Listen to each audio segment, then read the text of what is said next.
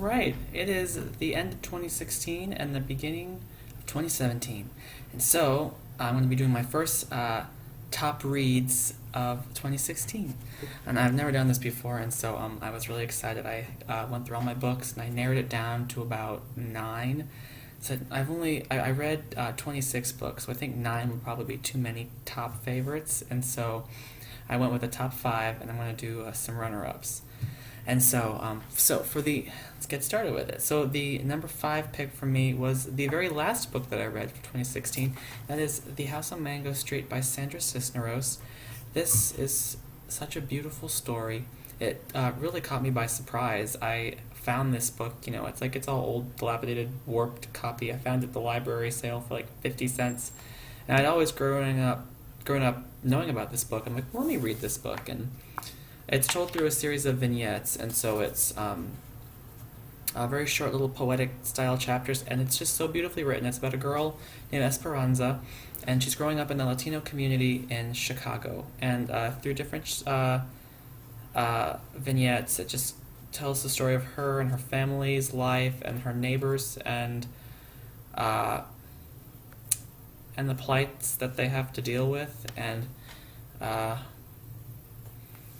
I just highly recommend this book. It is so beautifully written, and it definitely is one that you can, for being so short, it really packs a punch, and everybody can make time to read this. I can see why it's discussed in schools, because it's good that kids are exposed to literature like this. It gives them insight on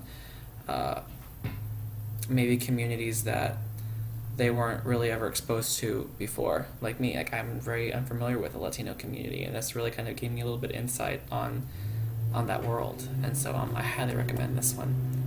All right, and now for the my number 4 pick is called I Let You Go by Claire McIntosh, and my boss lent me her copy of this book. She bought it and read it first, and she told me there's like a really big WTF moment in this book, and I was so excited to read it.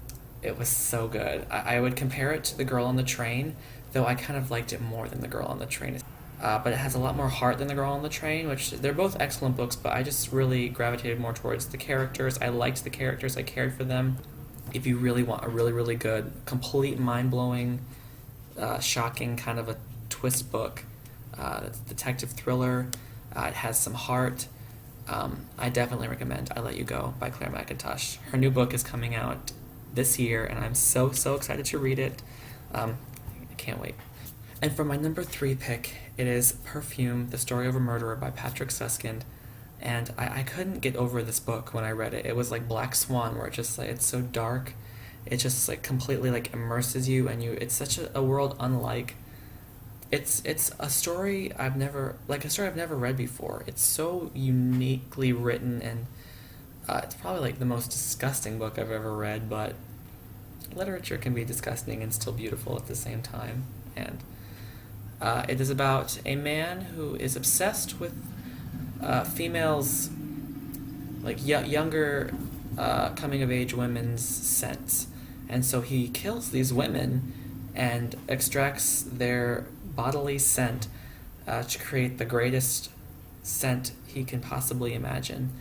And it is the strangest book I've ever read, but I fell in love with it, and it hit my top 5, and I could not include it because it's just one of those books that sticks with you, and you just can't stop thinking about it after you read it because it's unlike anything you've ever read before. And so that is why that makes my number 3 pick.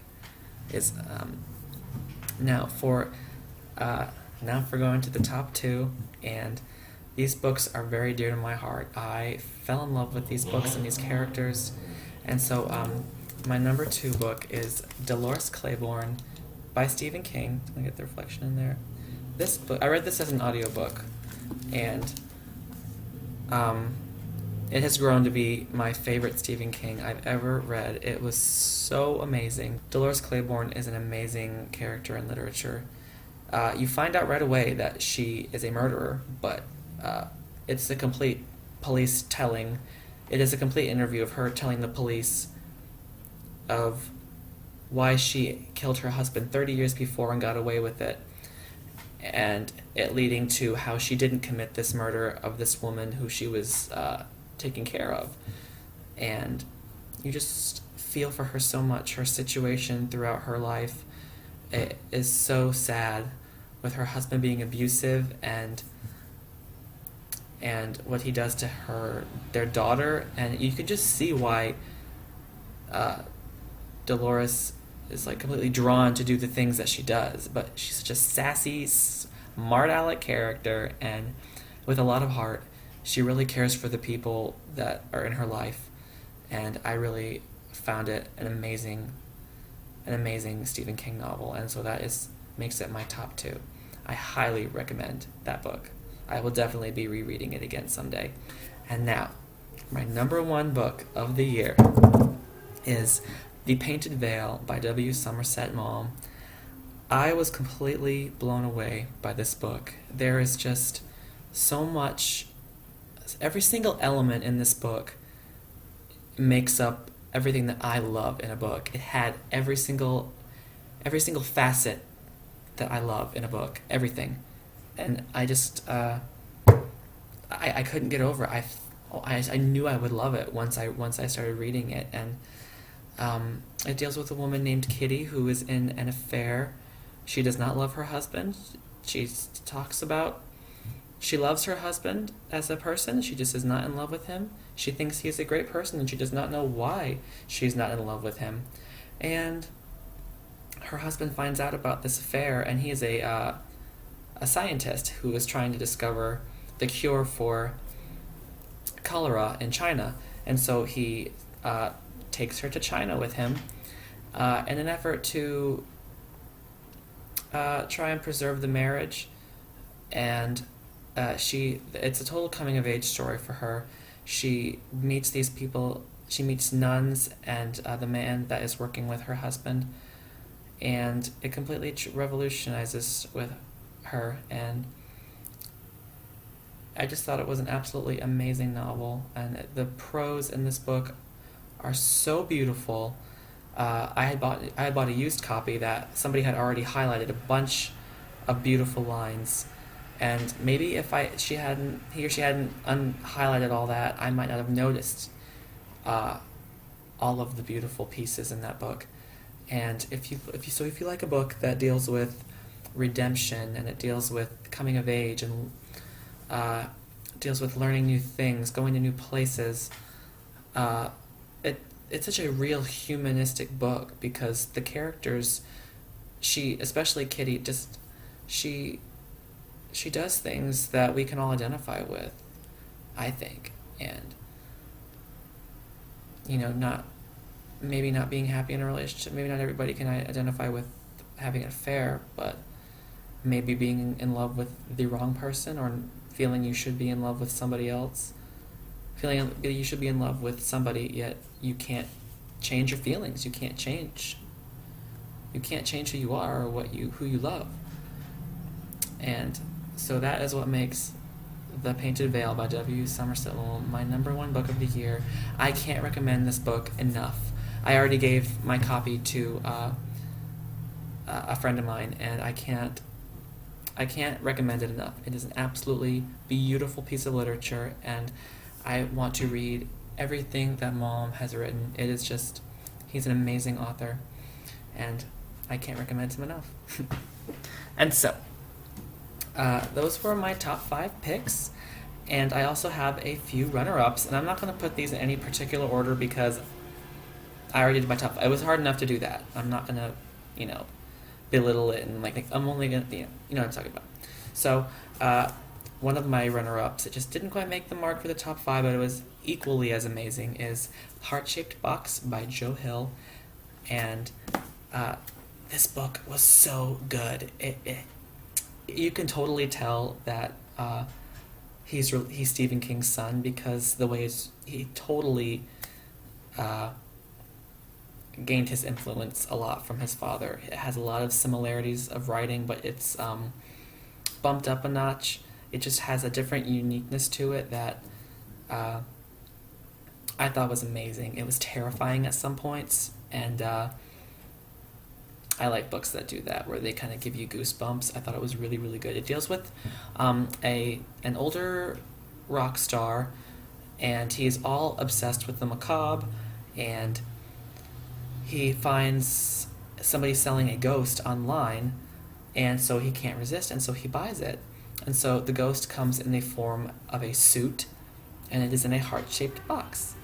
And things start happening in the book once he acquires this suit in the box, and it goes on like a whole terrifying adventure to get to the end. And I read this book in like 3 days, and it's like a 350-page book, but I blew through it. It was, I can't wait to read another Joe Hill, because like his father, I loved his books, and I absolutely love Joe Hill's writing as well. And this is his first book, so I'm sure his writing will get even better as he progresses. The newer of the books that I read of him, and I highly recommend Heart-Shaped Box. Amazing book.